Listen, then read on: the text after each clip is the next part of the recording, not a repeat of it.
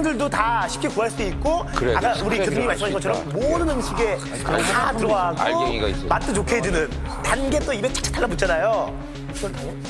그래서 정답은 흑설탕이구나.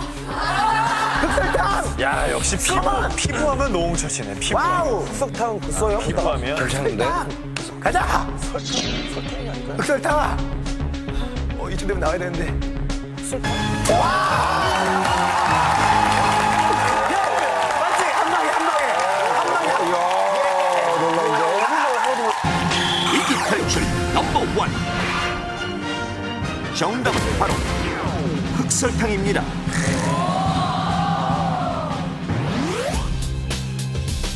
인터넷에서 떠다니는 셀 수 없이 많은 피부관리 정보.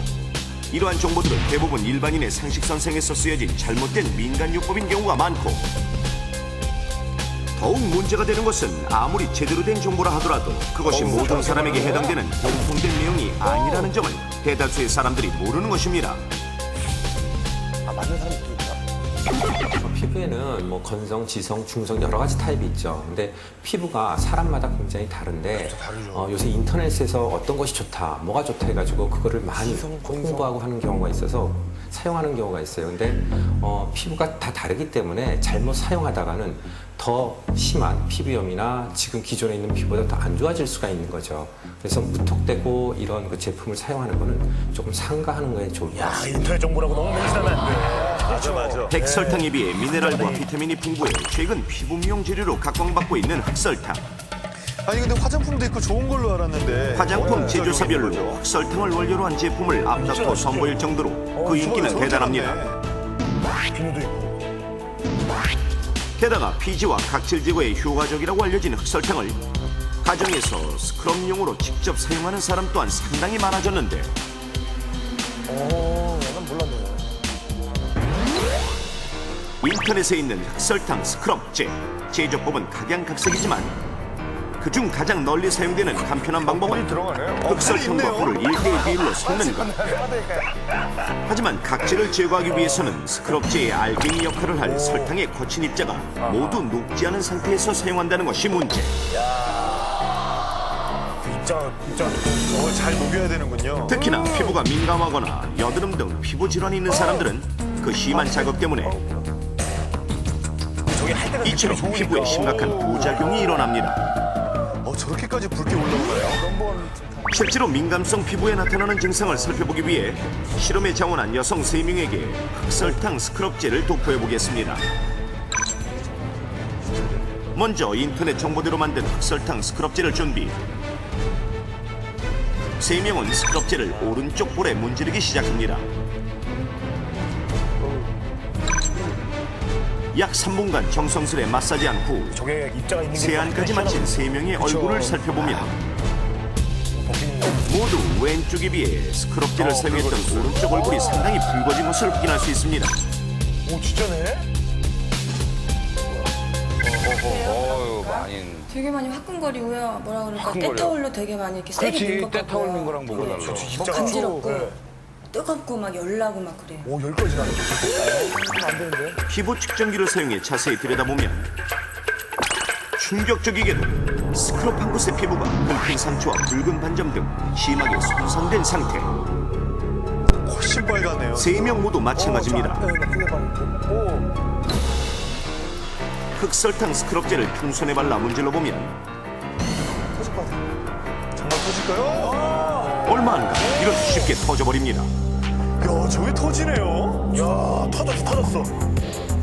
그만큼 흑설탕의 입자가 거칠기 때문에 연약한 얼굴 피부에 사용하면 상처가 생기는 게 당연한 것.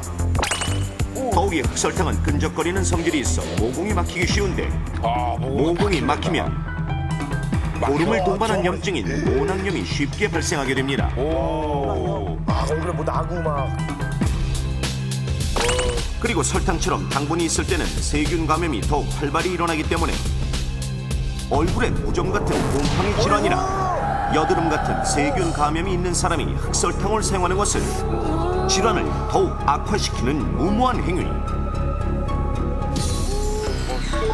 그럼 흑설탕 외에 또 어떠한 천연 재료들이 피부 관리에 사용되며 부작용을 일으키고 있을까요? 과일, 채소를 이용한 미용 정보가 가장 보편적인데 이것들은 여드름이나 습진 같은 질환성 피부에도 효과가 좋은 것으로 알려져 있습니다. 저기 지금 다 위험하다는 거예요? 하지만 모든 천연 재료엔 독성이 있기 때문에 사용 전 반드시 자신과 맞는지 테스트해야 하지만 이를 간과한 채 그냥 시행하는 경우가 대부분. 그렇죠. 피부에 좋은 식물의 대명사 알로에. 이건 역시 부작용을 일으킬 수 있는데 아니, 독성이 많은 거예요, 알로에가 원래. 실제로 민감성 피부인 이모 씨는 자신의 피부 상태를 모르고 그저 피부 미용에 좋다는 얘기만 듣고 알로에를 얼굴에 직접 문질렀습니다. 좋을 것 같아요. 더 강하고 그렇죠. 다음 날 이 씨는 얼굴에 오톨도톨한 좁쌀 같은 것이 생기며 가렵고 따가웠는데 이는 바로 접촉성 피부염이었던 것.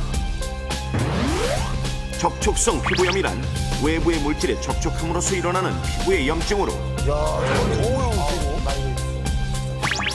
어떤 특정의 물질에 대한 알레르기성 피부염과 자극적인 물질로 인한 자극성 피부염의 형태로 나타납니다. 그 증세는 피부가 빨갛고 가렵고 화끈거리다가 심하면 물집이 생기며 색소 침착에 이르는 것이 특징. 손에라도 먼저 발라보고 사용하시지. 즉 본인에게 알레르기 반응이 있는 식물이나 자극이 강한 식물을 사용한다면 누구나 접촉성 피부염이 생길 수 있습니다. 또한 피부를 진정시키고 미백 효과가 뛰어나며 피부의 혈액순환을 촉진시킨다고 알려진 과일. 배도 많이 하잖아요. 하지만 과일은 대부분 산도가 강하기 때문에 피부를 자극해 자극성 피부염을 일으키는 경우가 많습니다. 레몬은 진짜. 레몬은 왠지 정말 셀것 심지어 같아요. 매운맛 때문에 먹기조차 힘든 마늘을 이용한 피부 관리까지 성행하고 있는데 올 초 한 방송을 통해 소개되면서 많은 사람들에게 좋다고 알려진 마늘 꿀팩이 바로 그것. 마늘은 다양한 영양소를 함유하고 있을 뿐만 아니라 피부의 세포 기능을 활성화시키며 잔주름과 기미의 원인인 멜라닌 색소를 없앤다 하여 피부 미용에 사용되곤 합니다. 어르신들 많이 하지만 마늘의 매운맛과 냄새를 내는 자극적 성분인 알리신은 피부에 직접 닿았을 때 통증과 동시에 자극성 접촉 피부염을 유발시킬 수 있는데 마늘에 의한 심각한 화상에 관한 보고가 수차례 있을 정도로 그 위력은 대단합니다. 정말 세구나 저기. 자, 그렇다면 이번엔 마늘의 위력을 넘버원에서 직접 실험해 보겠습니다. 아주 작은 마늘이. 일단 인터넷 정보대로 만든 마늘 꿀팩을 준비하고 아까와 동일한 3명의 여성이 실험에 참가하는데 혹시 모를 심한 부작용을 대비해 마늘 꿀팩을 얼굴 대신 왼쪽 손등에 바릅니다. 혹시나 정말 심한가 봐요. 그렇게 30분이 지난 후 미지근한 물로 닦아내고 3명의 손등을 살펴보면 육안으로는 큰 이상 증세를 찾을 수 없는데 괜찮은데? 네, 잘 안 보이는데요. 치약 당한 것처럼 되게 화하고 화끈거리고. 지금 많이 가려워요. 처음에는 따끔거리고 간지러웠는데요. 좀 시간이 지나고 나니까 좀 열이 오르는 느낌 들어요. 자극이 우는다구나. 공통적으로 화끈거림과 열감을 호소한 3명의 손을 적외선 카메라로 촬영해보니 하나같이 배글한 왼손의 온도가 오른손에 비해 확연히 높은 것을 확인할 수 있고 피부 측정기를 통해 확대 관찰해보면 이처럼 3명 모두 왼쪽 손등의 실핏줄이 심하게 팽창해 있습니다.